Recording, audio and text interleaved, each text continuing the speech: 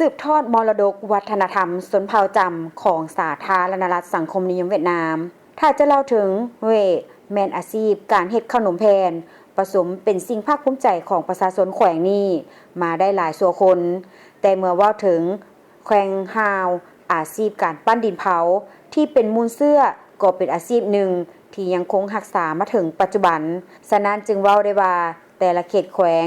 แต่ละหมู่บ้านก็มีอาชีพที่แตกต่างกันแต่สิ่งที่คล้ายคือกันนั่นแม่นการอนุรักษ์รักษาวัฒนธรรม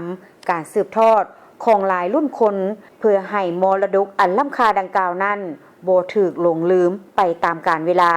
ปัจจุบันอยู่ตาแสงหนิงเฟือกแขวงฮาวยังเหลือเพียงครอบครัวเดียวที่ยังคงรักษาอาชีพปั้นดินเผา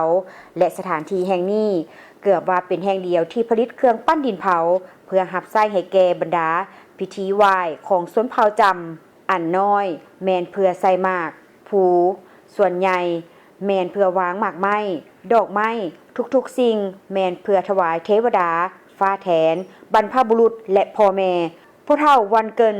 และแม่เฒ่ามีจมถึงว่าอายุสูงพอสมควรแล้วแต่เขาเจ้า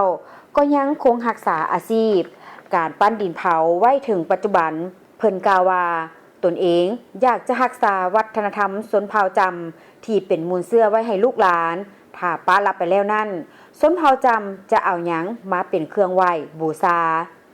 ปัจจุบันพ่อเฒ่าหวันเกินกำลังหาวิธีเพื่อสอนอาชีพดังกล่าวนี้ให้แก่คนรุ่นใหม่ภายในหมู่บ้านวัยหนุ่มอยู่ภายในหมู่บ้านจำทุกๆมื้อนี้ก็กำลังสืบต่อรับรู้เกี่ยวกับอาชีพที่เป็นมูลเสื้อของชนเผ่า